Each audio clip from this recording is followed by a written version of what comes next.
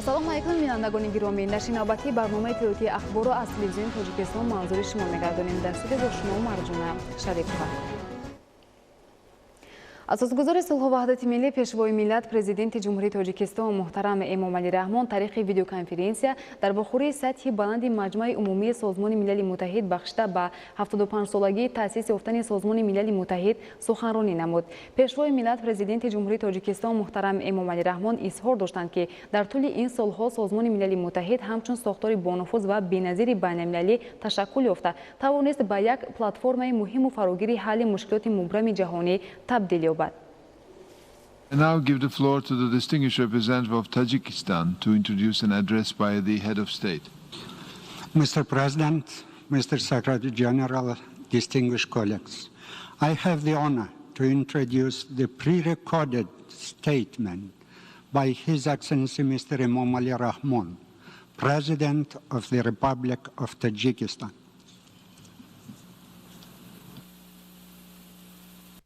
Muhtaram Janobi Rais, Muhtaram Janobi Dabiri Kul, Khanumha va Janobon, imsol ma 75 solagii ta'sis yoftani Sozmoni Milali Muttahid ra jashn megirim. Dar turi in solha Sozmoni Milali Muttahid hamchun soktori bonufuz va benaziri baynalmilali tavanist ba yak platformai muhimu farogiri hali mushkiloti mubrabi jahoni tabdil yobad. فعالیت این سازمان وابسته به تغییریابی با سرعتی وسط در عرصه بین المللی و وسعت پیدا کردن چنین تهدید و خطرهای معاصر به مانند تروریسم و افراطگرایی، تغییریابی اقلیم و همگیری کرونا ویروس نو کووید 19 بار دیگر از آن شهادت می‌دهند که اکثر کشورهای دنیا با تحکیم بخشیدن مناسبت‌های بسیار جانبه نیاز داشته. در این جاده سازمان ملل متحد را همچون شریکی با اعتماد می‌بینند. سال جاری ما اینچنین رویداد دیگری مهمی تاریخی 75 سالگی غلبه بر فاشیسم را که تأسیس یابی سازمان ملل متحد با آن ارتباط بواسطه دارد جشن گرفتیم. باعث یادآوری است که در تأمین این غلبه بزرگ برابر شهروندان دیگر خلق و ملت‌ها فرزندان برومند تاجیکستان نیز نقش نظررس گذاشته‌اند. در شرایط امروزه جهانی بخصوص در پس منظر افزایش تهدید و خطرهای گلوبالی، سبقهای طلق جنگ دوم جهانی هر یکی ما را هشدار می‌دهند که برای حفظ صلح پایدار، ثبات و آرامی و زندگی آسوده انسانیت همیشه آماده و متحد باشیم. همکاران گرامی، جشن 75 سالگی سازمان ملل متحد با مرحله راست می‌آید که جهان را تهدید و خطرهای بی‌سابقه فرا گرفتند. امروزها اکثریت اهالی عالم بر آن عقیده است که تنها طریق مکالمه و همکاری گلوبالی انسانیت می‌تواند در پیدا کردن راه‌های رفع خطرهای معاصر موفق باشد. تاجیکستان نیز در مکالمه جهانی که از جانب سازمان ملل متحد پیشنهاد شده است شرکت فعال دارد. ما نیت داریم سعی و تلاش‌هایمان را جهت تطبیق تشبس‌های سازنده خویش در مسائل مربوط به ذخیره‌های آب و تغییریابی اقلیم مشترک با دیگر کشورها تقویت بخشیم. کشور ما در برابر حل و فصل مشکلات ذکر گردیده همدلی بیش از پیش را برای هرچه زودتر به اعتدال آوردن وضع در ساحه تندرستی و اقتصاد جهانی از جمله اولویت‌های مهمترین می‌داند. بار دیگر تاکید می‌سازم که خطر و تهدیدهای امروزه واکنش‌های بی‌تأخیری جامعه جهانی را بر پایه یگانگی، همدلی و همکاری‌های بسیار جانبه سودمند تقاضا می‌نماید. از توجهتان سپاسگزارم. I wish to thank the President of the Republic of Tajikistan for the statement just made. امروز اساسگزار صلح و وحدت ملی پیشوای ملت پرزیدنت جمهوری تاجیکستان محترم امامعلی رحمان با مقصد شناسایی با شرایط زندگی مردم، رفت کارهای آبادانی و بنیادکاری و افتتاح یک قطار انشاءات با سفر کاری به ولایت ختلان تشریف آوردند. سفر کاری سرور دولت محترم امامعلی رحمان از ناحیه شهر توس آغاز یافت. گزارش خبرنگاران ما. 22 سپتامبر اساسگزار صلح و وحدت ملی پیشوای ملت پرزیدنت جمهوری تاجیکستان محترم امامعلی رحمان با مقصد شناسایی با شرایط زندگی مردم، رفت کارهای آبادانی و بنیادکاری و افتتاح یک قطار انشاءات با سفر کاری به ولایت ختلان تشریف آوردند. سفر کاری سرور دولت محترم امامعلی رحمان از ناحیه شهر توس آغاز یافته رهبریت ولایت، فعالان ناحیه و جوانان و نورسان پیشوای معظم ملت را با صمیمیت و مهر و محبت خاصه استقبال گرفتند.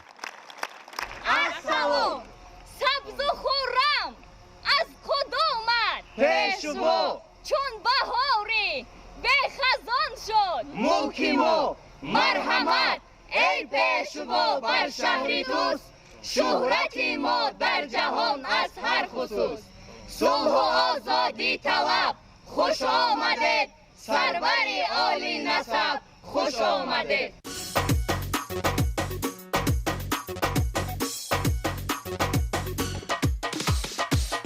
دیاری باستان خوش آمدید شاهی صلح جاویدان خوش آمدید. دیاری باستان خوش آمدید شاهی صلح جاویدان خوش آمدید. روی لب با یک سخن باشد فقط پیشوای تاجیکان خوش آمدید. دیاری باستان خوش آمدید شاهی صلح جاویدان خوش آمدید.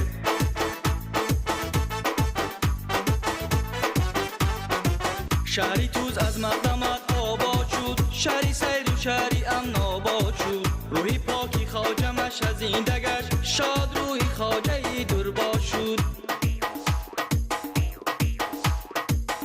دیاری باستان خوش آمدید شاهی صلح جاویدان خوش آمدید. دیاری باستان خوش آمدید شاهی صلح جاویدان خوش آمدید. تاریخی 100 ساله افشا می شود تاریخی رایی که نپیدا می شود. تاریخی 100 ساله افشا می شود تاریخی رایی که نپیدا می شود. توس می آید و ملکی خیش باز پرچمی ناموز بالا می شود. توس می آید و ملکی خیش باز پرچمی ناموز بالا می شود. دیاری باستان خوش آمده شاهی صلح جاویدان خوش آمده. دیاری باستان خوش آمده شاهی صلح جاویدان خوش آمده. دیاری باستان خوش آمدید شاهی صلح جاویدان خوش آمدید. روی لب با یک سخن باشد فقط پیشوای تاجیکان خوش آمدید. پیشوای تاجیکان خوش آمدید. پیشوای تاجیکان خوش آمدید.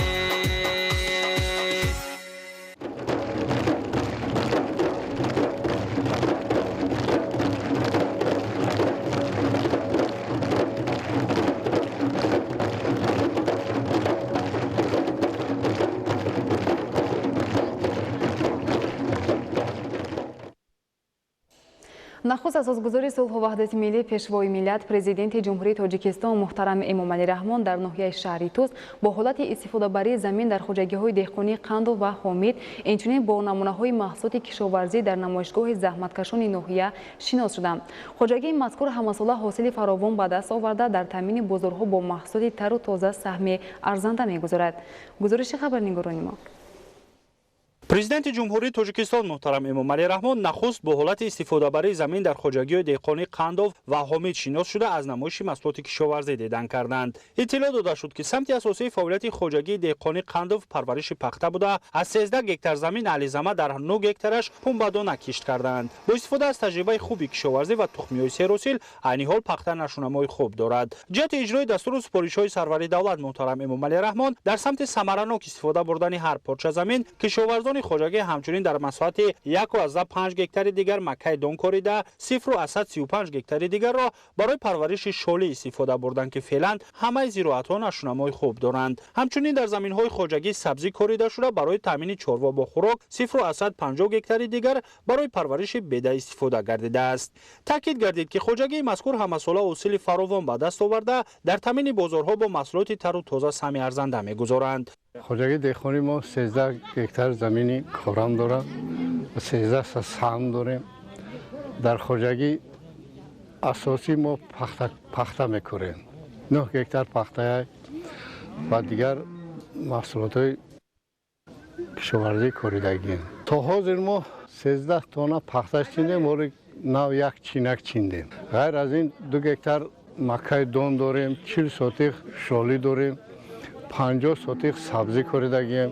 зимни боздид аз хоҷагии деҳқонии ҳомид иттилоъ дода шуд ки кишоварзон имсол дар кишти асосии пахта, пиёз, гандум ва бодирин корида дар кишти такрорӣ низ ҳар порча заминро самаранок истифода бурданд. аз ҷумла дар масоҳати 1,8 гектар ҷувори маккаи дон корида ҳамчунин парвариши картошкаву мош ва караму турбро бо истифода аз меъёрҳои агротехникӣ роҳандозӣ намуданд. дар доираи дастуру ҳидоятҳои сарвари давлат муҳтарам эмомалӣ раҳмон ҷиҳати васеъ намудани майдони кишти картошка кишоварзон дар масоҳати 0,22 гектар замин картошка коридаанд. таъкид гардид ки истифодаи самараноки замин дар кишти такрорӣ омили асосии таъмини фаровонии бозорҳо буда имкон аст ба ин васила дар тамоми фасли сол эҳтиёҷоти аҳолии мамлакат бо маводи ғизоӣ хушсифат қонеъ карда шавад. имсол дар майдони 3223 гектар кишти такрорӣ гузарондем. дар заминҳои назди авлигӣ 4276 гектар буд. ҷамъ 7476 гектар мо кишти такрорӣ гузарондагӣ ҳастем. кишти такрорӣ асосан аз донагиҳо иборат аст.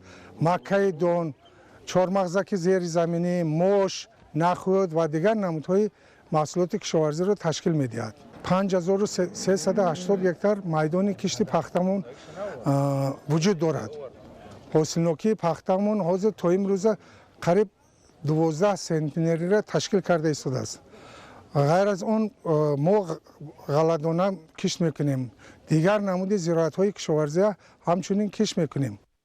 зимни шиносои сарвари давлат муҳтарам эмомалӣ раҳмон барои рӯёнидани ҳосили дилхоҳ ба хоҷагидорон дастуру маслиҳатҳои муфид дода иброз доштанд ки рушди соҳаи кишоварзӣ дар вазъияти ба амаломада омили асосии таъмини амнияти озуқаворӣ мебошад. дар ҳамин ҷо президенти ҷумҳурии тоҷикистон муҳтарам эмомалӣ раҳмон аз намоиши маҳсулоти кишоварзии аҳли замати нояи шаҳри Тус дидан карданд. деҳқонони ноя маҳсули дастранҷи худро ки аз анвои гуногуни маҳсулоти кишоварзӣ иборат буд ба намоиш гузоштанд. иттилоъ дода шуд ки шаҳри Тус нояи аграрӣ буда бо амалӣ намудани тадбирҳои саривақтӣ ва таваҷҷӯҳи доимии роҳбари давлат кишоварзони ноя ба дастовардҳои назаррас ноил гардиданд. аз ҷумла давоми чанд соли охир рушди бемайлони бахшҳои ғаллапарвариву сабзавоткорӣ ва зироатҳои техникӣ ба қайд гирифта шудааст. имсол дар масоҳати 1411 гектар кишти гандум, 140 гектар ҷав, 190 гектар маккаи дон ва 27 гектари дигар лӯбиёгиҳо гузаронида шуда то имрӯз 8932 тонна маҳсулоти ғалладонагӣ ҷамъоварӣ шудааст. зимни боздид аз намоишгоҳ ҳамчунин иттилоъ дода шуд ки парвариши боғ дар ноя ривоҷ ёфта майдони боғи токсор ба 1259 гектар расонида шуд. ҳар сол ба ҳисоби миёна боғпарварон аз 1 гектар то 46 сентнер ҳосил ба даст меоранд. ба ин васила аҳлизама дар таъмини аҳолӣ бо меваҳои хуштам нақши бориз дошта ҳамчунин дар самти содироти он ба дигар кишварон низ болоравии нишондиҳандаҳо ба қайд гирифта шудааст. аз ҷумла дар мавсими ҷорӣ боғпарварон 3973 тонна меваи донакдорро ҷамъоварӣ карданд ки ин нишондод аз нақшаи пешбинӣ гашта зиёд мебошад.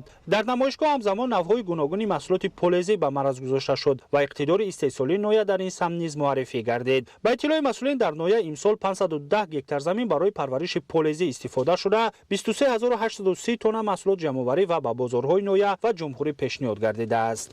Карпараст Эмомалии Тоҷик аз соли 2017 дар ноҳияи шаҳри Тус кору фаъолият бурда истааст. استحصالات خوب است. از سال 2018 با بازار داخلی شهر دوشنبه، بازار سخاوت، بازار میرگون، با بازار شهر دوشنبه 50 تن هر روزی که با 400-500 کیلو روان میکنیم. کارپای سیمای توجیک در نویه شهرتو تا 750 گکتار خوجگی دهخانی است تا 500 گکتار حوض مایع رو تشکیل داره. 4 نمود مایع داریم تا استالوپیک، امور، سازان، بعد کارپی گلدار. برای به تلف برآوردن چاروا از زمستان در تمام خوجگی 47382 تن خاشاک درشت، از جمله 18717 تن خس بده، 28665 تن کاف و دیگر علف‌های طبیعی ذخیره گردیده است که این نشان داد 195% نقشه پیش‌بینی گردیده را تشکیل می‌دهد.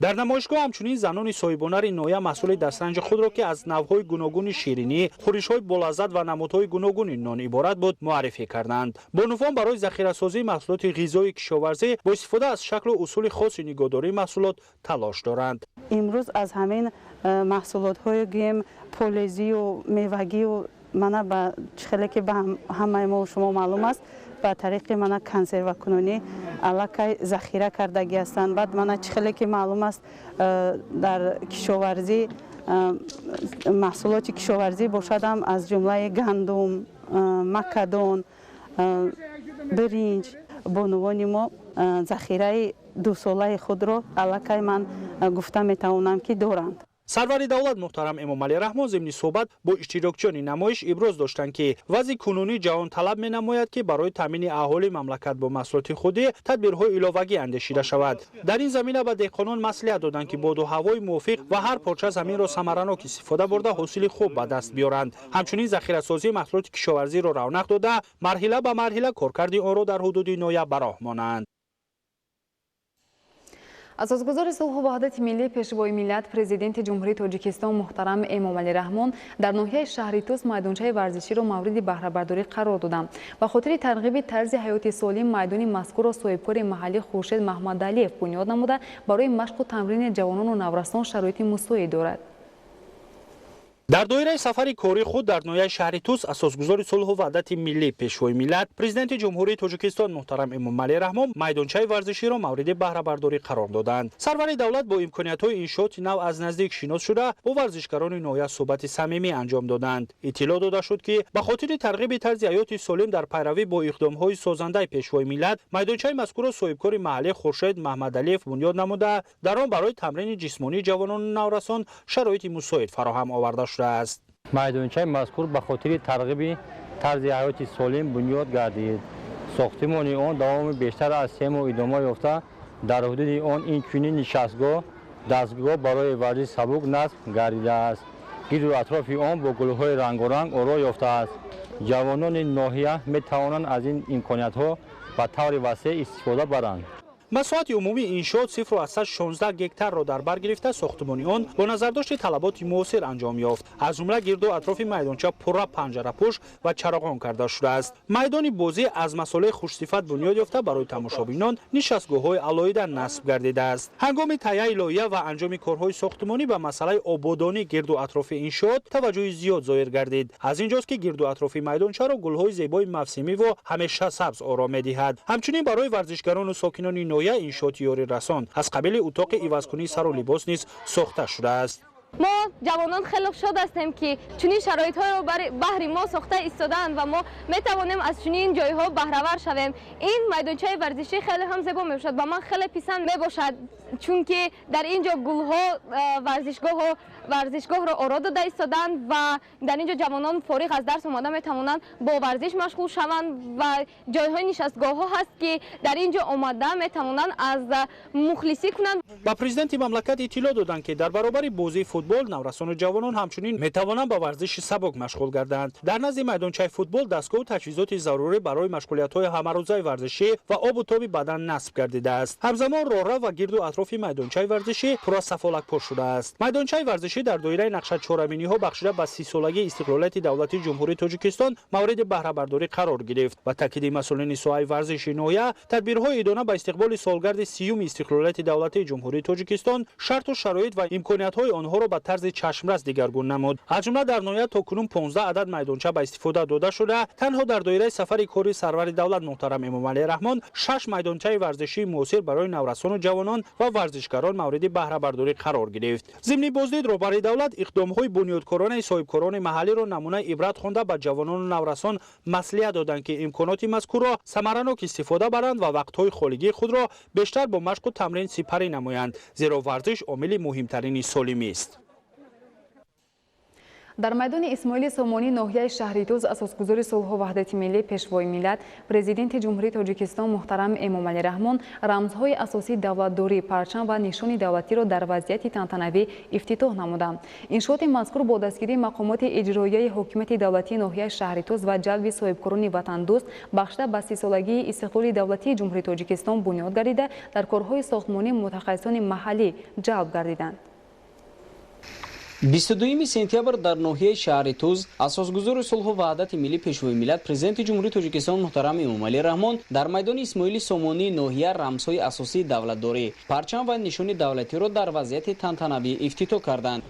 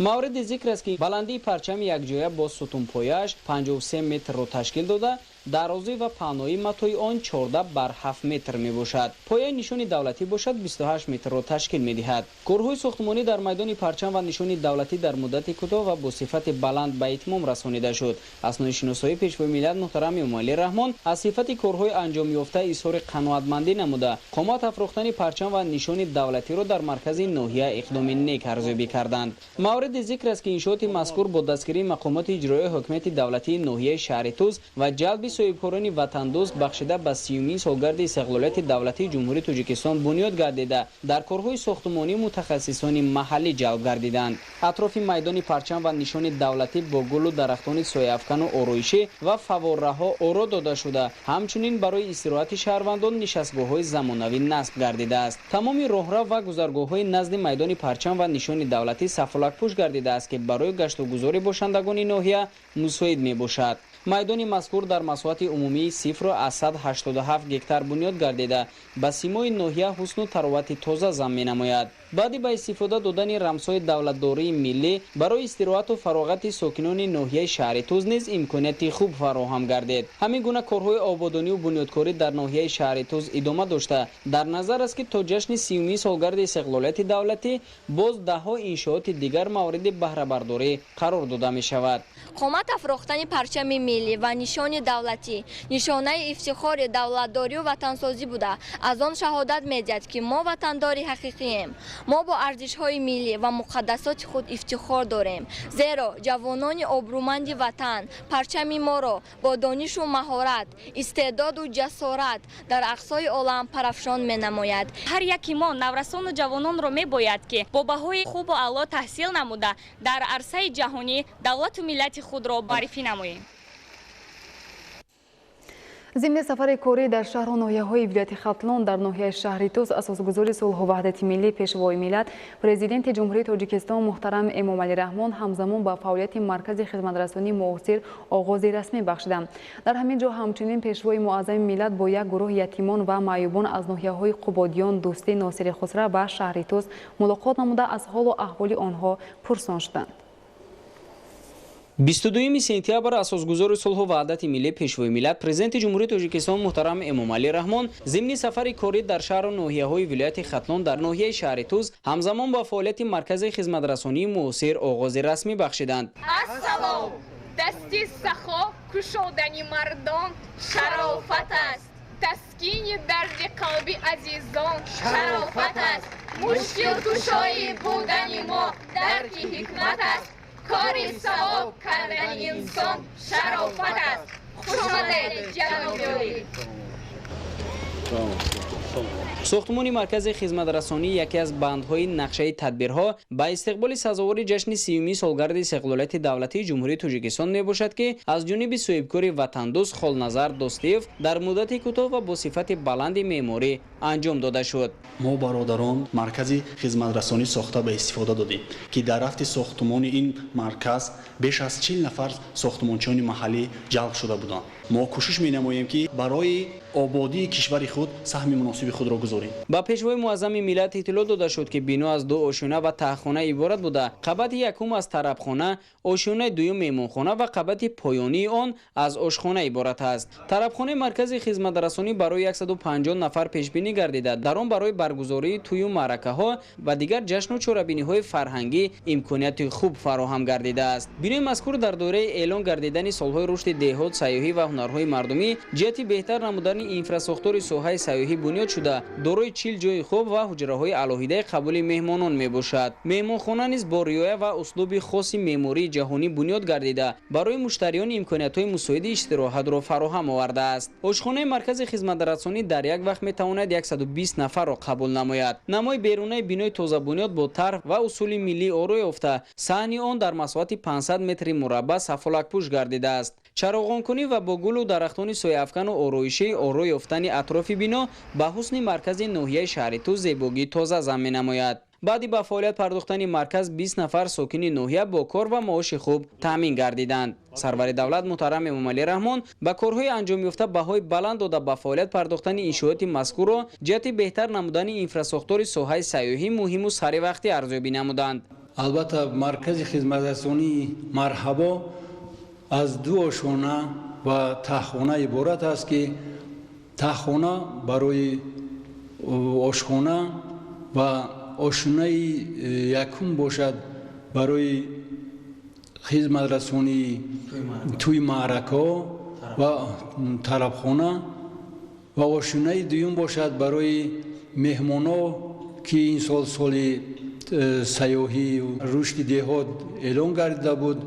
мо низ барои ошинаи дуюмро барои 40 нафар меҳмон ташкил намудем ва дар оянда мо тасмим гирифтем ки барои беҳтар хубтар гардондани сифати хизматрасонии мардум саҳми худро гузорем.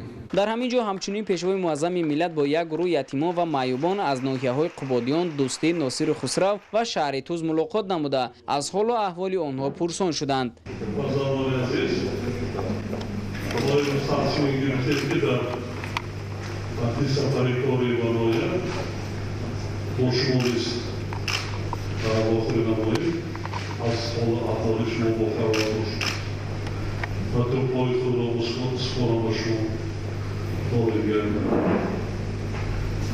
доимо аз сол аҳволи шумо мо бархурдор ҳастем.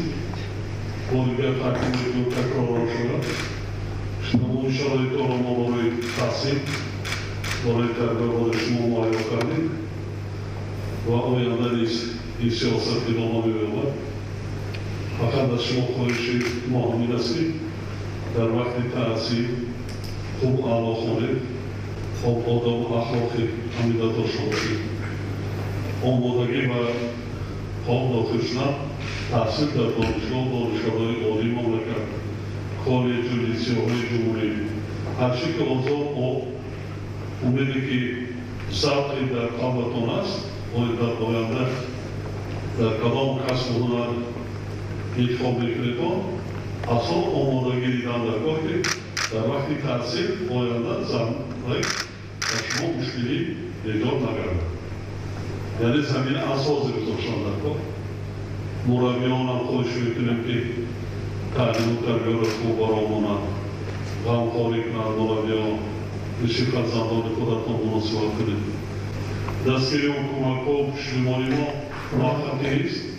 доимо мана чандин соло паиҳам мо вақте ки сари худо омадем ин сиёсатро пеша кардем ва идомаам иншоалло идома медиҳем. нафс бой аълоқати он. хушбахт бошед. саломат бошед.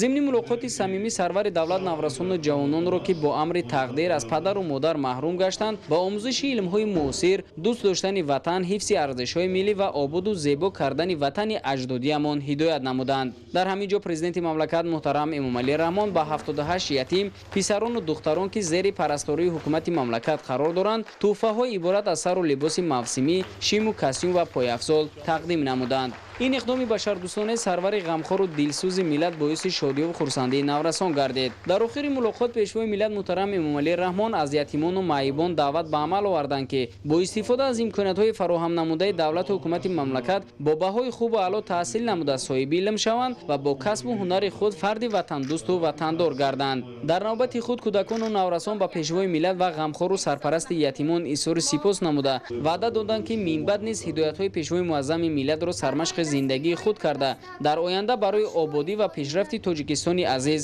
саҳмгузорӣ менамоянд. ман خدای نظر و عمری نیسا دانشجوی کورس یکمی دانشگاه دولتی شهر باختر به نام ناصری خسرو می باشم.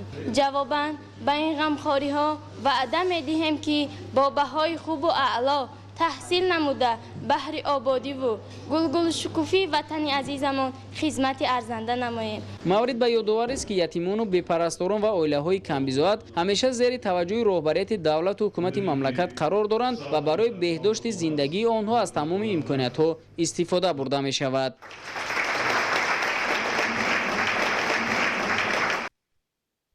اساسگزار صلح و وحدت ملی پیشوای ملت پرزیدنت جمهوری تاجیکستان محترم امامعلی رحمان در ادامه سفر کاری در ناحیه شهرتوز ولایت ختلون بینای شعبه معارف ناحیه را مورد استفاده قرار داده با لایحه‌های ساختمان مؤسسه‌های ساحه معارف در ولایت ختلون شناس شدند. گزارش همکاران ما در ادامه سفر کاری در ناحیه شهرتوز ولایت ختلون اساسگزار صلح و وحدت ملی پیشوای ملت پرزیدنت جمهوری تاجیکستان محترم امامعلی رحمان بینای شعبه معارف ناحیه را مورد استفاده قرار داده با لایحه‌های ساختمان مؤسسه‌های ساحه معارف در ولایت ختلون شناس شدند.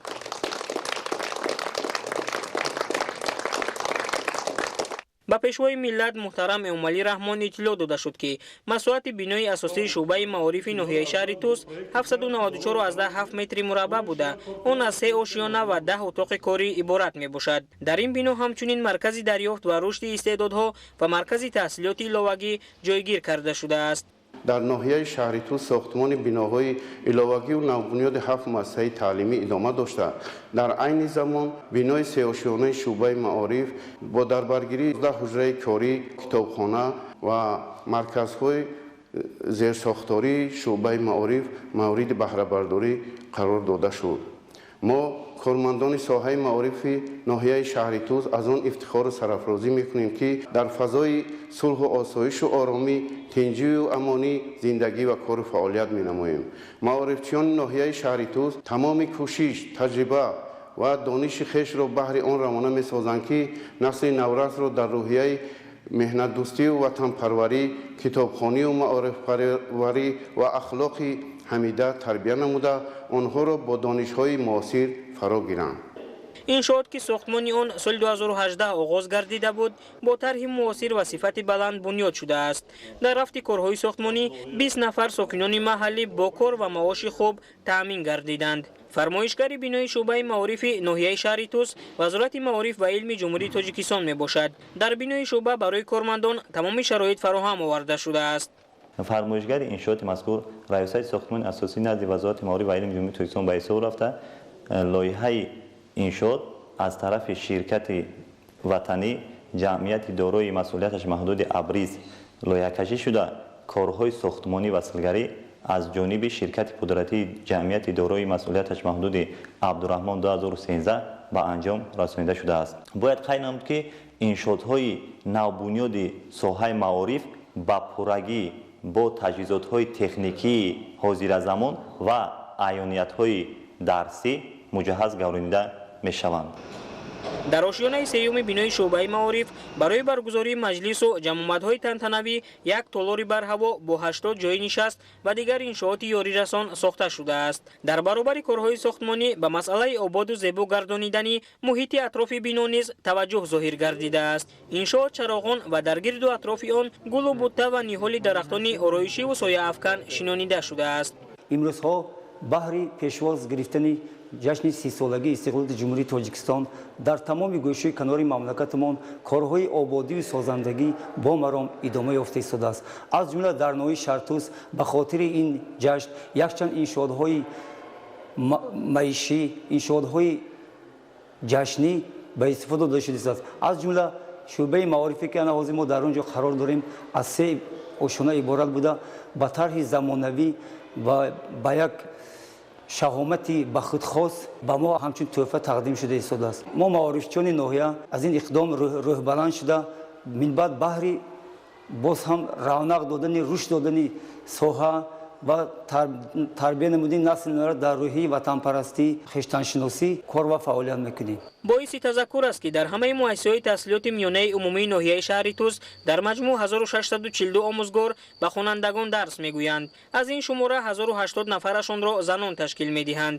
мактаб ва маориф як рукни бо эътимоди давлат буда рушдунумӯи он дар қаламрав гувоҳи соҳибмаърифатӣ ва соҳибдавлатии ҳар қавму миллат мебошад. имрӯз сатҳи дониши хонандагон боло рафта дар олимпиадаҳои дохили кишвар ва хориҷ аз он хонандагони мактабҳои кишвари маҳбубамон тоҷикистон ва хонандагони муассисаҳои ноҳияи шаҳри туз низ ба ҷойҳои сазовори пурифтихор ва барандаи медалҳои тиллоии олимпиадаҳои фаннӣ гардиданд. ҳаракат мекунем ки сатҳи дониши хонандагони мо аз ин ҳам болотар равад дар олимпиадаҳои фаннӣ, дар ҳамаи чорабиниҳое ки дар ноҳияву берун аз он гузаронида мешавад ширкат варзем.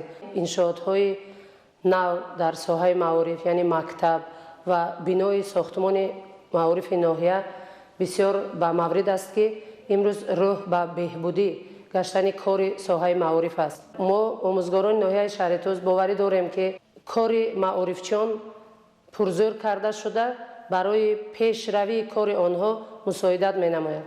баъд аз шиносоӣ бо шароити бинои шуъбаи маориф дар ҳамин ҷо роҳбари давлат муҳтарам эмомалӣ раҳмон бо лоиҳаҳои сохтмони муассисаҳои соҳаи маорифи вилояти хатлон шинос шуданд.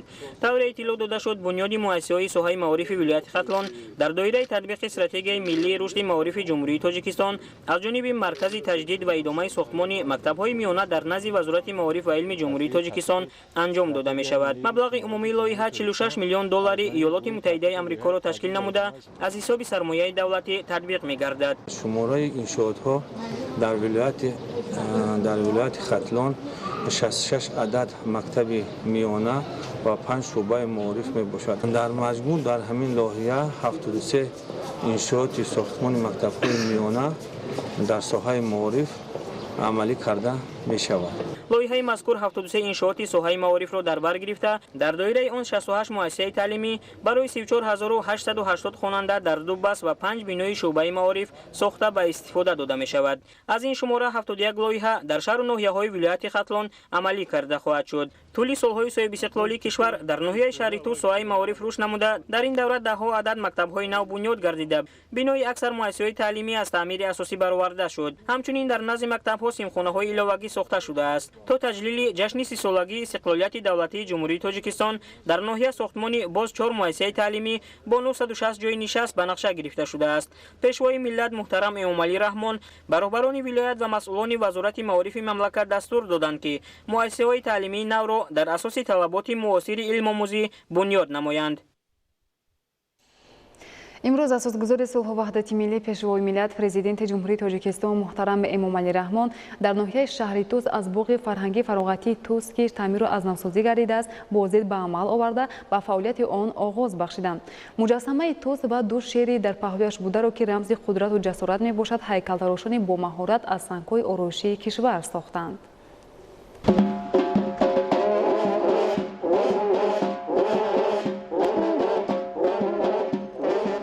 дар доираи сафари корӣ дар ноҳияи шаҳри туз асосгузори сулҳу ваҳдати миллӣ пешвои миллат президенти ҷумҳурии тоҷикистон муҳтарам эмомалӣ раҳмон аз боғи фарҳангӣ фароғатии туз ки таъмиру аз навсозӣ гардидааст боздид ба амал оварда ва фаъолияти он расман оғоз бахшиданд.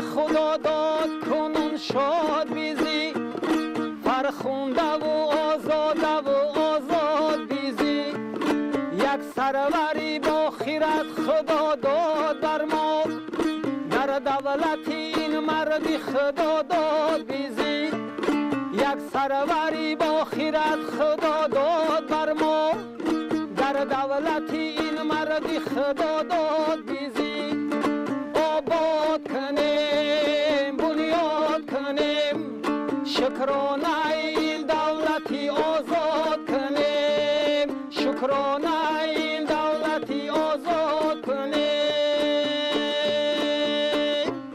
صد شکری خدا جنتی دنیا داریم یک راه بری عاقل و دانا داریم مشهور نمود ملتی ما را به جهان خرسند از آنیم که پیشوا داریم آباد کنیم بنیاد کنیم شکرانه این دولتی آزاد کنیم شکرانه این دولتی آزاد کنیم شکرانه این دولتی آزاد کنیم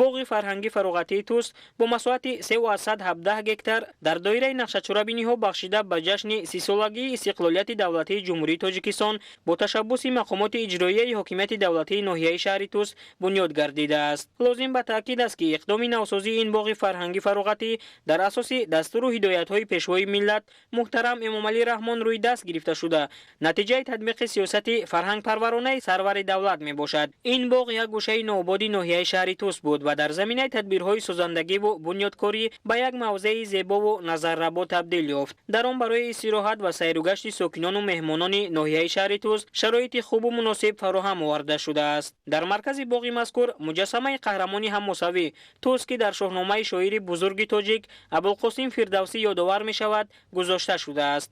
пешвои миллат муҳтарам Эмомалӣ Раҳмон парда аз болои муҷассамаи паҳлавони бостонӣ бардошта, сокинони ноҳияро бо мавриди истифода қарор гирифтани он табрику муборакбод гуфтанд. муҷассамаи Туз ба ду шери дар паҳлӯяш бударо, ки рамзи қудрату ҷасорат мебошад, ҳайкалтарошони бо маҳорату тавоно аз сангҳои қиматбаҳо сохтаанд. дар саросари ҷумҳурӣ корҳои ободониву бунёдкорӣ бо сурат идома доранд. ҳалон дар ноҳияи шаҳрсӯзи бостонӣ ҳам ин корҳо бо сурати зиёд идома доранд ва яке аз намунаи чунин хуби ин корҳо он аст, ки дар маркази ноҳия боғи фарҳангии истироҳатии Туз аз сайри нав таҷдиду навсозӣ шуда ба номи Туз паҳлавон номгузорӣ карда шудааст. Туз паҳлавон яке аз қаҳрамонҳои мусбати шоҳномаи Фирдавсӣ, безаволи Фирдавсӣ мебошанд ва ҳатто номи ин паҳлавон дар яштҳои авеста ҳам бо номи Туса номбар шудааст, зикр шудааст. Туз паҳлавон дар аҳди чандин подшоҳони гузаштаи эронӣ ҳамчун сарлашкар кору пайкори зиёди барои ободию озодии ватан кардааст ва мо мардуми ноҳияи шаҳри Туз аз он ифтихору сарафрозӣ мекунем, ки имрӯз дар маркази ноҳия муҷассамаи Туз омад афрохтааст ва ин муҷассама барои ҷавонони мо برای نسل امروزه همچون نشانی قهرمانی، همچون نشانی پهلوانی، همچون نشانی دوست داشتن وطن، محبت وطن خدمت خواهد کرد. و وقتی که جوانان از این پهلوان ملت خود گذشته خود باخبر میشوند، آنها برای وطن خود چندان کوشش میکنند. در دایره لایحه تجدید و از نوسازی باغ فرهنگی فراغتی توس ناحیه شهر توس دروازه آن با نوشتجات‌ها از نو کرده شد. همچنین قهوه‌خانه کهنه آن که افسانه نام دارد تعمیر گردیده. باز یک قهوه‌خانه دیگر با نام نوروز بنیاد شد. هر دو قهوه‌خانه در یک وقت میتوانند به بیش از 80 نفر خدمت رسانند. طبق لایحه در این باغ یک آشخانه به طور زمانوی ساخته شده برای زیاده از 50 نفر و چایخانه نیز ساخته شده است. در باغ دو فواره ساخته شده است که کلانترین آن 22 متر درازی و 4.5 متر پهنایی دارد. درازی فواره دوم 3 متر بوده، پهناییش نیز به 3 متر میرسد. در باغ فرهنگی فراغتی توس ناحیه شهر توس چراغ‌های زمانوی و گوناگون شکل نصب کرده شده است. شبانه این باغ مکانی افسانوی را میماند و به حسن ناحیه زیبایی دیگر ضم میکند. آمفی‌تئاتر باغ مذکور نیز از تعمیر برآورده شده برای برگزاری برنامه‌های فرهنگی مکانی موافق و مناسب گردید. قبلا آمفی‌تئاتر 150 جای نشست داشت. بعد از تعمیر و نوسازی شماره جای‌های نشست در آن به 400 رسید. همچنین در آن 2 حجره برای هنرمندان موجود می باشد. در گوشه دیگری آمفی‌تئاتر برای پیشنهاد برنامه‌های هنری با 400 جای نشست ساخته شده است. ما جوانان با قامت افراختن هیکل توس نوزر در باغ فرهنگی ناحیه خود از تاریخ و تمدن گذشتگان خود آگاهی پیدا نموده در جهان شهرتیار گردیدیم. این مکان به مکان سیر و گشت و دیدنبان ساکنان ناحیه و مهمانان گردیده است. شکر از آن میگوییم که در چنین وطنی آباد و آسوده عمر به سر میبریم. در قسمت دیگری باغ بینای معموری مؤسسه بنیاد شده است که آن دارای 4 اتاق کاری می باشد. در مجموع بعد از تعمیر و از نوسازی باغ فرهنگی فراغتی توس ناحیه شهر توس بیش از 50 نفر با جای کاری دائمی تامین شدند.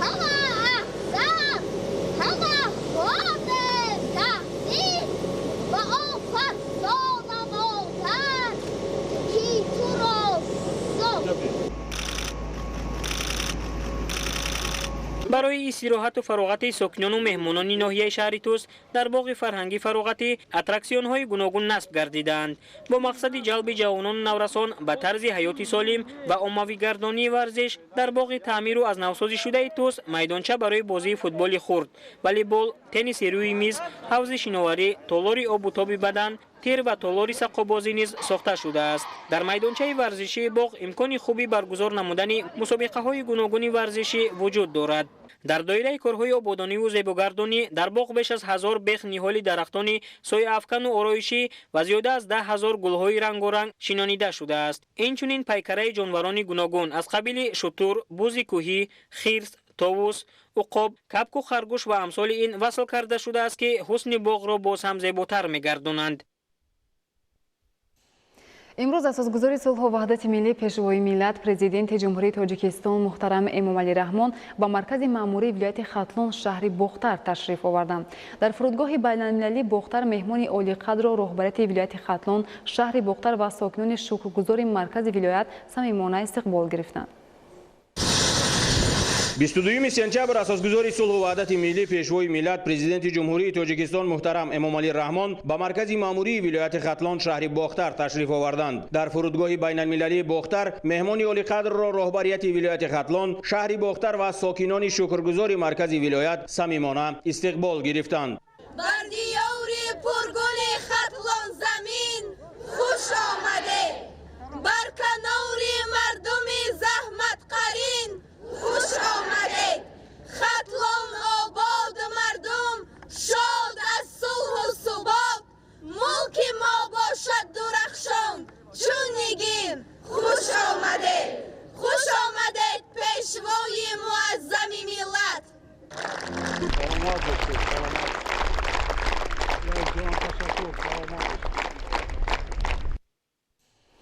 اساسگذار صلح و وحدت ملی پیشوای ملت پرزیدنت جمهوری تاجیکستان محترم امامعلی رحمان در شهر لیوکند با نیروگاه برق آبی سربند تشریف آورده دو اگریگات این انشاءات مهم هیدروانرژتیکی مملکت را به کار درآوردند.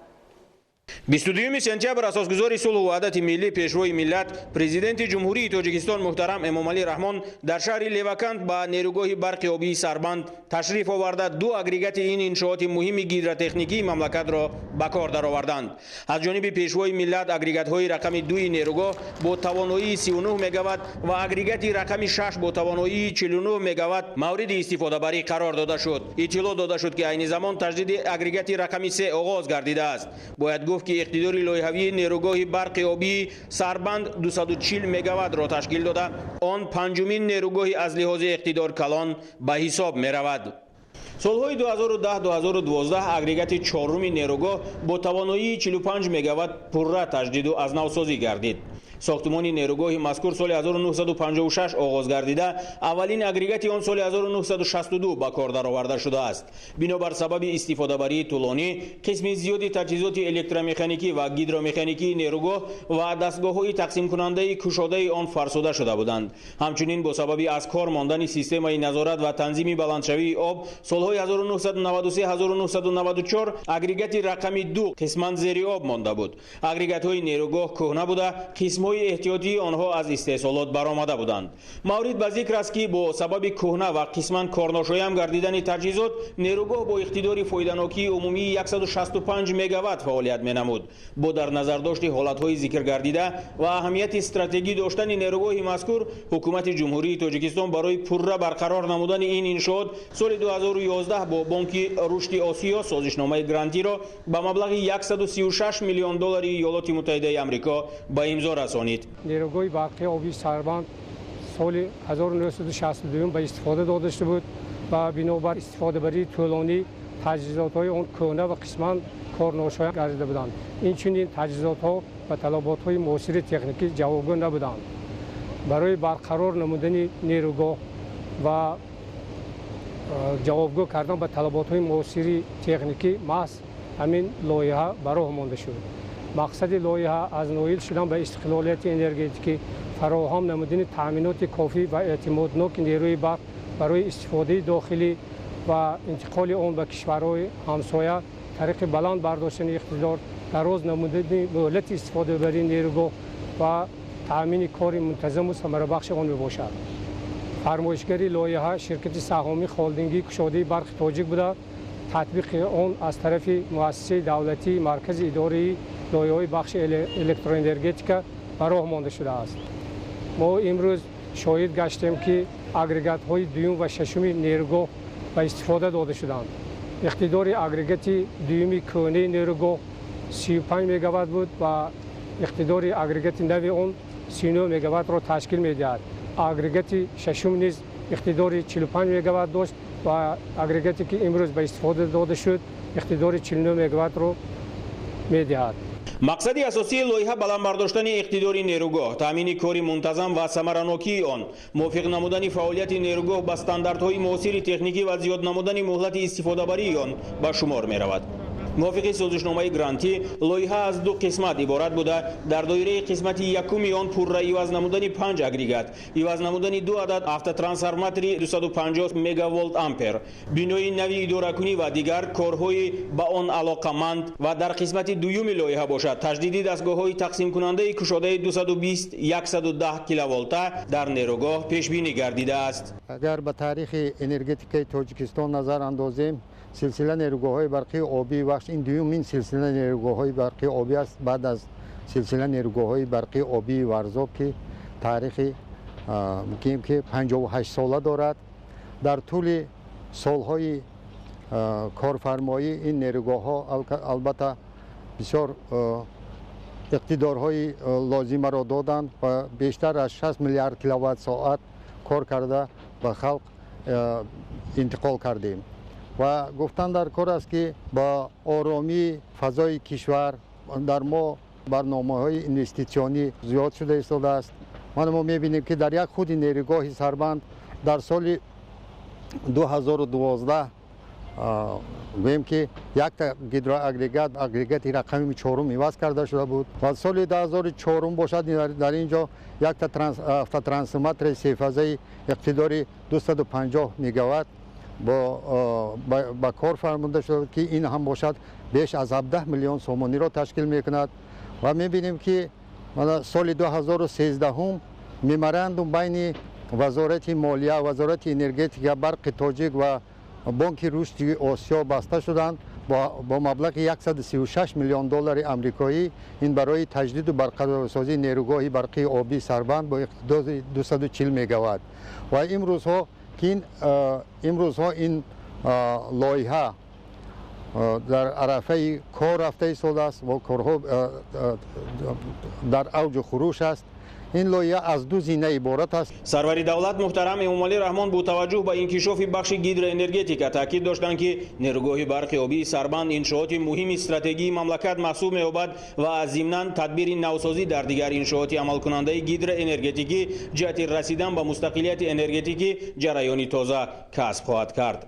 تذکر داده شد که در قسمت یکم لایحه برقرارسازی تجهیزات استحصال نیروی برق جریان دارد. به این خاطر وابسته به اجرای کارها در دایره قسمت اول در نتیجه برگزاری آزمون بین المللی کارخانه مشترک سینخیدرا خیدرچین جمهوری مردمی چین غالب آزمون دانسته شده. عوض نمودن 5 اگریگات، نظام‌های تامینات آب، هوای فشرده، روغن، مانیتورینگ، حمایه، علاقه و 2 عدد автотранسفورماتور 250 مگاولت آمپر، کارهای تعمیری و برقرارسازی کران‌های باربردار، دروازه‌های آب قبول کننده و آب پرتاب، کارهای ساحل مستحکم کنی ساحل چپ دریا و کانال، ساختمان بینای اداره کنی نیروگاه و غیره به نقشه گرفته شده است.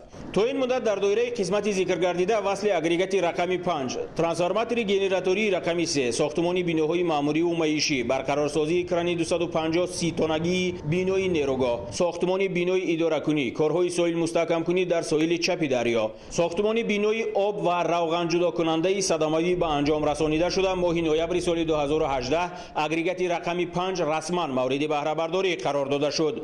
قبل از تطبیق لایحه اقتدار لایحه‌ای اگریگات مذکور 45 مگاوات را تشکیل داده. بعد وصل و نصب گردیدن اگریگات نو اقتدار لایحه‌ای آن به 49 مگاوات رسانیده شد. در قسمت دوم لایحه که از برقرارسازی زیرساخت‌های برقی 220 کیلوولت و 110 کیلوولت عبارت است، در نتیجه برگزاری آزمون بین المللی کنسورسیوم گنسر و گی جمهوری ترکیه طبق شرطنامه با شرکت سهامی خالدینگی کشاده برق تاجیک به کار جلب گردید. در دایره قسمت دوم لایحه کارهای برقرارسازی دستگاه‌های تقسیم کننده کشاده 220 کیلوولت و 110 35 6 کیلوولت با در نظر داشت پورا عوض نمودن تجهیزات اساسی و یاری رسانی آنها، از جمله عوض نمودن ترانسفورماتورهای قدرتی، ترانسفورماتورهای شدت، ترانسفورماتورهای جریان، دستگاه‌های تقسیم کننده کامپلکتی 6 کیلوولت، وصلک‌های روغنی، جداکنک‌ها، خط‌های انتقال برقی موجوده در حدود نیروگاه، خط نوی انتقال برقی 220 کیلوولت و بیناهای اداره کنی به نقشه گرفته شده است.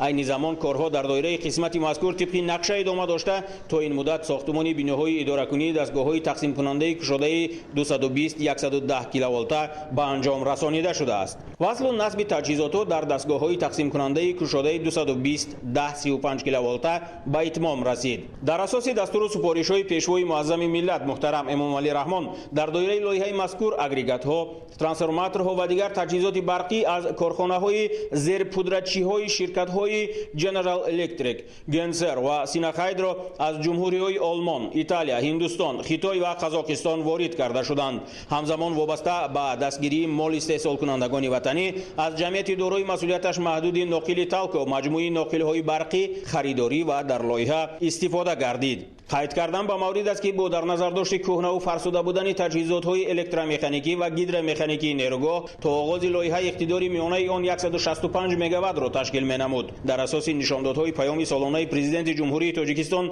به مجلس عالی در نتیجه تطبیق لایحه برقرارسازی نیروگاه برق آبی سربند اقتداری لایحه‌ای نیروگاه از 240 مگاوات به 270 مگاوات برداشته شده. سطح خدمت رسانی در نیروگاه و تحویل و تامینات نیروی برق به طور نظررس بلند خواهد گردید. یعنی بعد پورا انجام یافتن کارهای نوسازی اقتدار هر اگریگات نیروگاه 20 مگاوات افزایش یافته تا تابستان سال 2021 با علاوه قریب 100 مگاوات انشاءات فعالیت خود را ادامه خواهد داد. президенти ҷумҳурии тоҷикистон муҳтарам эмомалӣ раҳмон зимни шиносоӣ бо ҷараёни корҳои анҷомёфтаи таҷдиду азнавсозӣ дар нерӯгоҳи барқи обии Сарбанд баҳои баланд дода масъулонро вазифадор сохтанд ки дар қисматҳои дигари ин иншооти муҳими стратегии мамлакат тадбирҳои навсозӣ сифатан хуб ва бо риояи меъёрҳои пазируфташудаи ҷаҳонӣ сомон дода шавад. асосгузори сулҳу ваҳдати миллӣ пешвои миллат президенти ҷумҳурии тоҷикистон муҳтарам эмомалӣ раҳмон дар идомаи сафари корӣ дар боғи фарҳангии фароғатии шаҳри Леваканд парчами давлатиро барафрохтанд. Бо бунёди майдони парчами давлатӣ дар боғи фарҳангии фароғатии шаҳри Леваканд боз як макони зебо барои сайру гашти сокинону меҳмонон бунёд гардид. дар идомаи сафари кории асосгузори сулҳу ваҳдати миллӣ пешвои миллат президенти ҷумҳурии тоҷикистон муҳтарам эмомалӣ раҳмон дар боғи фарҳангии фароғатии шаҳри Леваканд парчами давлатиро барафрохтанд.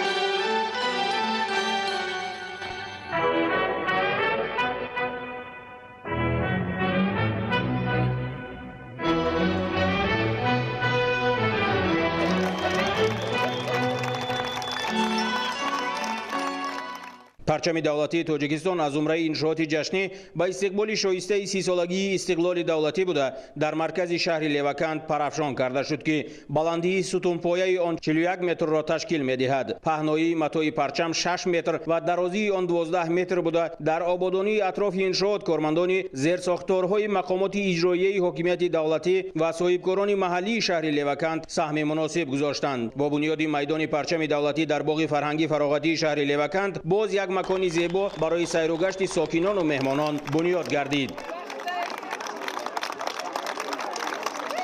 боиси хурсандӣ ва сарфарозии мо сокинон ва ҷавонони шаҳри Леваканд аст, ки имрӯз дар боғи фарҳангии фароғатии шаҳри Леваканд чунин як парчампоя албатта қомат афрохтани парчами миллӣ дар боғи фарҳангии фароғатии шаҳр ин бори дигар эҳсос ва худшиносии мардуми тоҷикро дарак медиҳад ва мо ифтихор мекунем, ки албатта дар қатори дигар шаҳру навоӣ дар шаҳри мо низ парчами миллӣ қомат афрохтааст. و از این به پس ما می توانیم که همراه نسل نورس خوب نسل جوان و کودکان و نورسان در گلگشت این پرچم که نهایت زیبا آراسته شده است سیر و گشت نماییم و بار دیگر به نسل نورس به نسل جوان به کل ساکنان شهر معرفی نماییم که ما نیز در قطار دیگر شهر و نواحی در قطار دیگر دولت ها صاحب چنین پرچم بلند و پرافشان هستیم. در ادامه سفر کاری اساسگذار صلح و وحدت ملی پیشوای ملت پرزیدنت جمهوری تاجیکستان محترم امامعلی رحمان در محله بوربد شهر باختر بینای طرفخانه احسان را مورد بهره برداری قرار دادند. بینای طرفخانه احسان در مرکز ولایت ختلون در دایره نقشه‌چرابینی‌های جشن 30 سالگی استقلال دولتی جمهوری تاجیکستان از طرف صاحبکار محلی دوران میرزازاده در مساحت 1650 متر مربع ساخته شده از 3 آشیانه و تخانه عبارت میباشد. انشاءات تازه بنیاد از جهت طرح و لایحه معماری نسبت به دیگر طرفخانه‌های شهر باختر فرق کننده بوده. نمای بیرونی و داخلی بنا از جانب ساختمانچی با مهارت وطنی با نقش و نگار ملی و اروپایی زیب و زینت داده شده است. با سرور دولت محترم امامعلی رحمان اطلاع داده شد که در طرفخانه تا 60 نفر ساکنان محلی با جای کار دائمی و معاش خوب تامین کرده شدند. راهبر دولت محترم امامعلی رحمان در همین جا با 144 نفر یتیم که با امر تقدیر از پدر و یا مادر محروم ماندند تحفه‌های مالی و پولی که از لباس و پایافزار زمستانه عبارت بود تقدیم نمودند. سرور دولت یتیمان را به جشن عمومی ملی 29 سالگی استقلال دولتی جمهوری تاجیکستان تبریک نموده آنها را به آموختن علم و دانش مخصوصا زبان‌های خارجی تکنولوژی زمان معاصر و کسب و هنر هدایت نمودند. باید تاکید کرد که در سیاست پیشگرفته رهبریت عالی دولت و حکومت جمهوری تاجیکستان دستگیری یتیمان و بی‌پرستاران شخصان امکاناتشان محدود و فراهم ساختن زندگی شایسته برای این طبقه جامعه موقع محوری دارد. پرزیدنت مملکت محترم امامعلی رحمان تاکید داشتند که دولت و حکومت جمهوری تاجیکستان هیچگاه یتیمان و بی‌پرستاران معیوبان و عائله‌های احتیاجمند جامعه را تنها نمیگذارد. در حق آنها پیوسته غمخوری نموده تربیت میکند و تحت پرستاری قرار میدهد.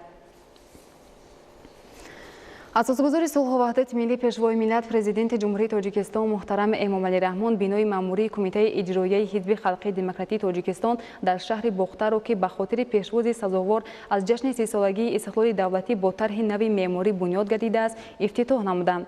بینای کمیته اجرایی حزب خلقی دموکراتی تاجیکستان دارای 10 اتاق از قبیل حجره کاری کتابخانه با فراگیری 1200 نسخه ادبیات صحافی و بدیعی 2 تالار مجلس با 110 جای نشست میباشد که در آن بهترین شرایط کاری فراهم آورده شده است.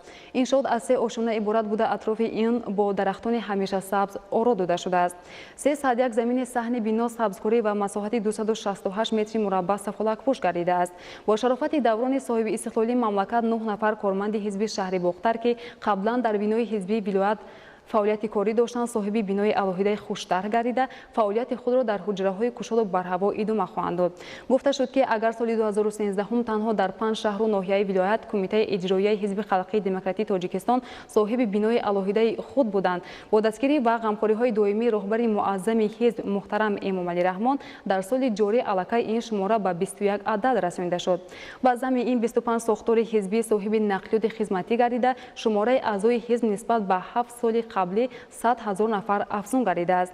پیشوای ملت محترم امامعلی رحمان از کارمندان حس بلند وطن دوستی خودشناسی و خودآگاهی سهم گذاشتن در کارهای آبادانی و سازندگی و حفظ دستاوردهای دوران صاحب استقلالی دولت را طلب نمودند. در ادامه سفر کاری اساسگذار صلح و وحدت ملی پیشوای ملت پرزیدنت جمهوری تاجیکستان محترم امامعلی رحمان در کوچه جمعه‌بای جلیلوی شهر باختر مؤسسه غیر دولتی تعلیمی کالج طبی را افتتاح کردند. مؤسسه مذکور در زمینه مرکز تشخیصی طبابتی دوا ساخته شده از جمله انشاءات جشنی به افتخار 30 سالگی استقلال دولتی جمهوری تاجیکستان به حساب می‌رود. پیشوای معظم ملت محترم امامعلی رحمان با فعالیت مؤسسه تعلیمی طبی آغاز بخشیده اقدام مذکور نیک ارزیابی کردند زیرا در یک بنا جای گرفتن تعلیمگاه و درمانگاه امکان فراهم می‌آورد که دانشجویان دانش‌های نظریوی از خود نمودهشان را عملاً تجربه کنند. مؤسسه غیر دولتی تعلیمی کالج طبی و بینای نوی مرکز تشخیصی طبابتی دوا از طرف صاحبکار وطن دوست و آبادکار امرالله اسدالله در مساحت 2 گکتار بنیاد گردیده دارای بهترین شرایط تعلیمی و طبابتی است. این شد از 3 آشیانه و تخانه عبارت بوده برای 600 نفر دانشجو در یک بس بنیاد گردیده است. تحصیل در مؤسسه غیر دولتی تعلیمی کالج طبی شهر باختر با نظام کردیتی که به راه مانده شده. در آن 70 نفر آموزگار و نامزدهای علم به دانشجویان درس میگویند. مجموعاً در مؤسسه غیر دولتی تعلیمی کالج طبی و مرکز تشخیصی طبابتی دوا 120 نفر متخصص محلی با جای کار دائمی تامین کرده شدند. بینای مؤسسه با تجهیزات کمیونیکاسیونی و تکنولوژی اطلاعاتی مجهز بوده با خط اینترنت پیوست میباشد.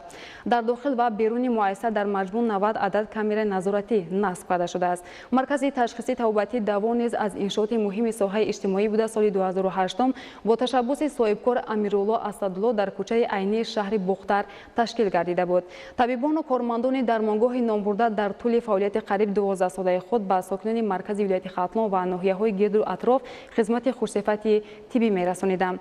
با در نظر داشت مراجعت‌های زیاد کارافتادگان و بیماران مأموریت مؤسسه تصمیم گرفت که دایره فعالیتشان را وسیع نموده بینای خوش‌طرح و زمانوی دارای تجهیزات پیشرفته طبی بنیاد نمایند. پیشوای ملت محترم امامعلی رحمان به سطح و صفت کارهای انجام داده شده و مهیا گردیدن شرایط ارزنده تعلیمی و طبابتی در مؤسسه مذکور بهای بلند داده با فعالیت منبعد آموزگاران و طبیبان کامیابی آرزو نمودند. همچنین سرور دولت و کارمندان این مؤسسه تشخیصی طبابتی 3 عدد автомашин نوی یاری تجلیل طبی تحفه کرده طبیبان را برای به اهالی در سطح بلند خدمت رسانیدن هدایت نمودند.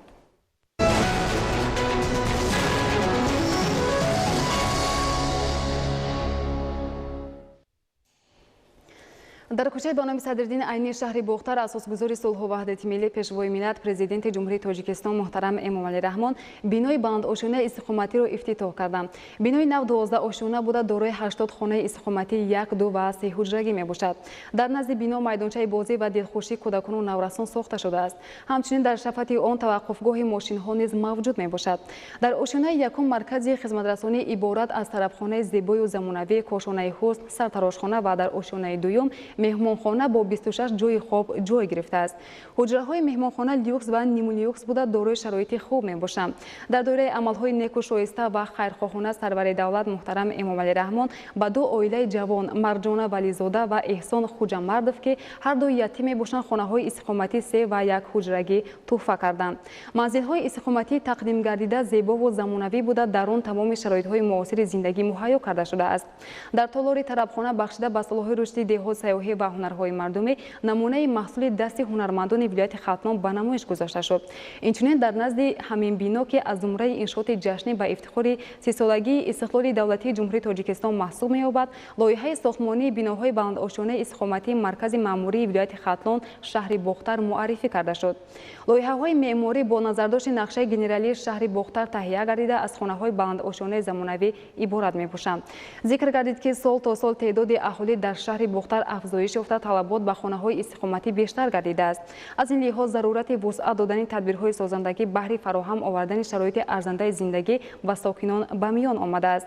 سرور دولت محترم امامعلی رحمان تاکید نمودند که انشاءات ساخته شونده باید به طلبات زمان معاصر جوابگو باشد و در وقت بنیاد طرح معماری بناها با نقش و نگار ملی آرا داده شود. نیمه دوم امروز اساسگذار صلح و وحدت ملی پیشوای ملت پرزیدنت جمهوری تاجیکستان محترم امامعلی رحمان در مرکز شهر بختر گلگشت 70 سالگی اسودکنی وادی وحش و نشان دولتی را افتتاح کردند. گلگشت در دوره نقشه چوبینی‌ها بخشیده به جشن 30 سالگی استقلال دولتی با شکل و اصول معاصر معماری بنیاد شده است. کارهای ساختمانی در انشاءات از سال 2018 آغاز گردیده راهرو و میدانچه و ستون نشان دولتی با استفاده از صنعت ملی آرا یافته است. در بنیاد گلگشت 70 سالگی خودکنی وادی وحش که از طرف مقامات اجرایی حکومت دولتی شهر بختر به نقشه گرفته شده بود، صاحبکاران وطنی نیز سهم گذاشتند. در رفت ساختمان برای زیبا و نظرآبا و دلکش و دلنشین کردن یک گوشه شهر در دو طرف شهر دروازه‌های درآمد ساخته شده، راهرو سفالک‌پوش و میدان باغ سبززار گردیده است. 2 پل پیاده‌گردی بالای نهر و 1 پل کلان از آرایشات دیگری باغ میباشد. در میدان باغ زیاده از 89000 گل و بوته‌های آرایشی و گل‌های موسمی شنونده شده است، از جمله گل کاتراناس، گل تگیز، تاج خروس، میخچه‌گل ترکی و سالویا. در حدود گلگشت درختان نادر آرایشی از جمله ارچه 330 عدد، اکاسیا 5 عدد، پیسروی 35 عدد، لیپا 35 عدد و سیرین 15 عدد شنونده شده است. میدان گلگشت 70 سالگی از خودکنی وادی بخش و هم نزد نشان دولتی به یک مکان خوشباد و هوا با منظره‌های دلکش به موضع خوش‌طرح و زمانوی سیر و گشت ساکنان مهمانان تبدیل یافته من بعد امکان است در اینجا چرابینی‌های گوناگون فرهنگی برگزار کرده شود. اساسگزار صلح و وحدت ملی پیشوای ملت پرزیدنت جمهوری تاجیکستان محترم امامعلی رحمان پس از افتتاح یک قطار انشاءات تعیناتی گوناگون با راهبران و فعالان و ساکنان شهر باختر ملاقات سودمند دایر کردند. سرور دولت محترم امامعلی رحمان نخست با ساکنان شهر باختر برای پذیرایی صمیمی عرض سپاس کرده و خاندان هر یک آنها فیض و برکت و زندگی آباد و آسوده آرزو نمودند. ضمن تحلیل و بررسی وضع فعلی رشد و ترقیات بخش‌های حیات مهم شهر تاکید گردید که شهر باختر در نتیجه تدبیرهای اندیشیده حکومت مملکت زحمت صادقانه ساکنان، صاحبکاران و شخصان سخاوت پیشه آن و فعالیت ثمرناک رهبریت ولایت خیلی آباد و زیبا شده است. در 29 سال صاحب استقلالی از جانب حکومت کشور برای رشد اقتصادی و اجتماعی شهر باختر از حساب بودجه دولت بیش از 1 میلیارد سومانی روانه گردیده است. تاکید گردید که امکانات‌های شهر در سمت رشد ساحه صنعت و کشاورزی مخصوصاً کارکرد محصول کشاورزی، رشد نمودهای گوناگون سیاحی و دیگر خدمت‌رسانی‌ها زیادند و ضرور است که به این ساحه‌ها سرمایه وطنی و خارجی هرچی بیشتر جلب کرده شود. در آخر سرور دولت با اطمینان اظهار داشتند که مردم همت بلند و با ننگ و ناموس شهر باختر در آینده نیز با زحمت سازنده برای باز هم آباد و زیبا گردیدن زادگاه خویش و وطن محبوبمان سهم وطن دوستانه خود را می‌گذارند. بعد سخنرانی پرزیدنت مملکت محترم امامعلی رحمان در ملاقات با راهبران فعالان و ساکنان شهر باختر چند تن از اشتراکچیان ملاقات نمایندگان کسب و کار گوناگون برآمد کردند. 11 اکتبر انتخابات پرزیدنت جمهوری تاجیکستان در شهر وحدت و ناحیه رودکی با آخرین نامزدها به منصب پرزیدنت جمهوری تاجیکستان از حزب اگراری تاجیکستان، حزب سوسیالیستی تاجیکستان، اتفاقهای کسبه مستقل تاجیکستان، اتفاق جوانان تاجیکستان، حزب خلقی دموکراتی تاجیکستان، حزب اصلاحات اقتصادی تاجیکستان و حزب کمیونیکاسیونی تاجیکستان با انتخاب کنندگان برگزار گردیده در دایره این ملاقات برنامه‌های پیش از انتخاباتی نامزدها معرفی کرده شد. گزارش عبدالوهاب عبدالستار و آذری فتح‌الله. 22 سپتامبر انتخاب کنندگان شهر وحدت و ناحیه رودکی با محتوای برنامه‌های پیش از انتخاباتی نامزدها با منصب پرزیدنت جمهوری تاجیکستان که با نظرداشت دورنمای 7 ساله آینده تهیه گردیدند شناس شدند. محتوای اساسی برنامه‌های پیش از انتخاباتی نامزدها با منصب پرزیدنت جمهوری تاجیکستان حل مسئله‌های مهم جامعه از جمله تامین نمودن رشد استوار اقتصادی، صنعتی‌کنی با سرعت، جاری کردن اقتصاد رقمی، استفاده عاقلانه ثروت‌های طبیعی، رشد نیروی انسانی و تحکیم ساحه‌های اجتماعی به حساب می‌رود.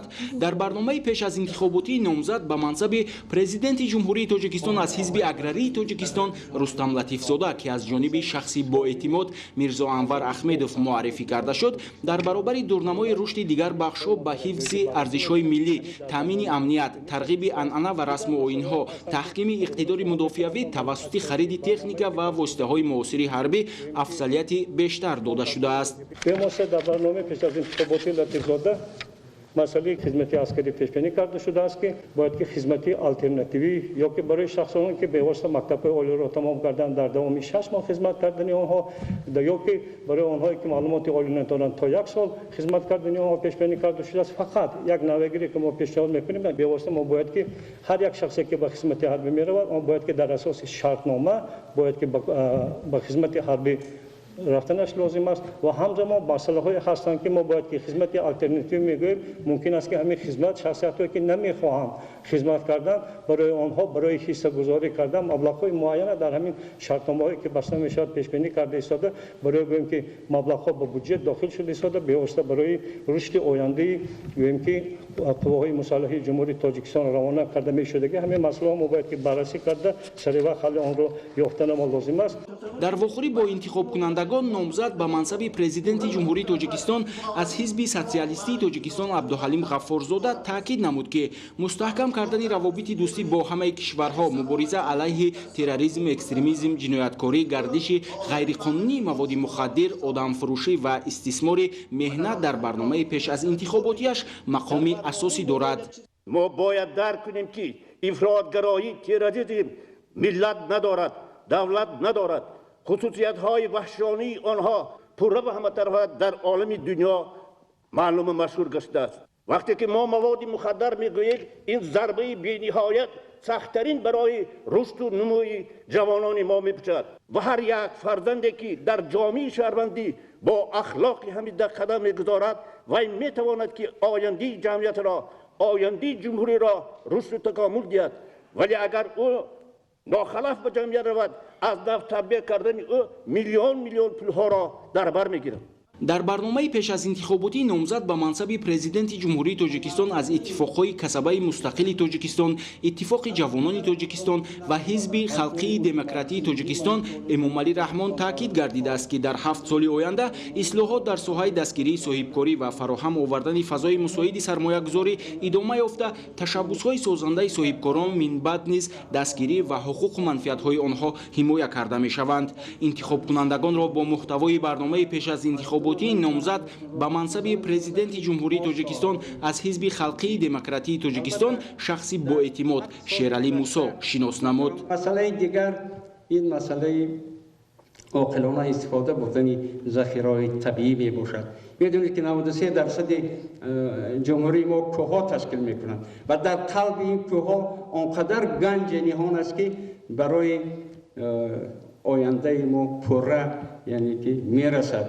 имрӯз 600 кон муайян карда шудааст бо 60 намуд яъне ки захираҳои табиӣ ва 4,3 миллиард тонна захира. ин ганҷи бениҳоят бисёр аст ва муҳтарам эмомалӣ раҳмон вазифа мегузорад ки ҳамин ганҷ оқилона истифода бурда шавад, яъне ба манфиати халқ истифода бурда шавад, ба манфиати гулгулшукуви ин ватан истифода бурда шавад. ба таъкиди номзад ба мансаби президенти ҷумҳурии тоҷикистон аз ҳизби ислоҳоти иқтисодии тоҷикистон Рустам Раҳматзода бояд байни низоми маориф ва бозори меҳнат алоқаи зич бошад ки мувозинаи пешниҳоди мутахассисони дараҷаи гуногунро аз рӯи талабот таъмин кунад. инчунин дар барномаи пеш аз интихоботии номзад бунёди иқтидори инноватсионӣ, корҳои илмию тадқиқотӣ ва таҷрибавию лоиҳакашии худмаблағгузор ки бо истеҳсолот алоқаи зич доранд зарур дониста мешавад. таи 10 сол аст ки маҷмӯи маҳсулот дохилаи мо 7% рушд карда истодааст. барои мисол собиқ республикаҳои иттифоқи шӯравӣ ин нишондиҳандаро надоранд. як ҷумҳурии тоҷикистон ба ин нишондиҳанда ноил гаштааст. ҳатто мамлакати аврупо 2-3% рушд карда истодаанд. ва дар барномаи мо омадааст ки агар мо ба илм инноватсия такя кунем суръати рушдро ба 10% расонда метавонем. ва анаму қазиёе ки дорем баландшавии музди меҳнат, таъмини ҷои корӣ, ҳалли масъалаи иҷтимоӣ, дастгирии занҳо, соҳибкорро ҳамаш ҳал мешавад. дар барномаи пеш аз интихоботии номзад ба мансаби президенти ҷумҳурии тоҷикистон аз ҳизби коммунистии тоҷикистон Мироҷ Абдуллоев ба бунёди ҷомеаи социалистӣ дар асоси адолати иҷтимоӣ асос ёфта таваҷҷӯҳ бештар буда таҳкими ҳуввият ва фарҳанги миллӣ дар мадди назар қарор дорад. барномаи пеш аз интихоботии номзад ба мансаби президенти ҷумҳурии тоҷикистон аз ҷониби шахси боэътимод Заррагул Мирасанова муаррифӣ карда шуд. در سوی اقتصادی ما میخواهیم که اون کارخانه‌هایی که در زمان شوروی بودن و امروز مفلس شدن و یعنی خصوصی شدن میخواهیم که همونو اگر شد و نظم شد برگردانیده مفلس اعلام بانکروت اعلام کرده شوند و با دولت برگردانیده شود که دولت و خلق از اون میگن که ثمرانok استفاده میبرد. мавриди зикр аст ки дар шаҳри ваҳдат ва ноҳияи рӯдакӣ ба номзадҳо ва шахсони боэътимоди онҳо барои муаррифии барномаҳои пеш аз интихоботӣ шароиту имконоти мусоид фароҳам оварда шуда ҷиҳати инъикоси рафти вохӯрӣ ҳамчунин намояндагони воситаҳои ахбори умма даъват шуда буданд. ёдовар мешавем ки дар тоҷикистон 11 октябри соли 2020 интихоботи президенти ҷумҳурии тоҷикистон баргузор мегардад. бинандагони гиромӣ, нашри навбатии барномаи иттилоотии ахбор хотима меёбад. хайр, саломат бошед.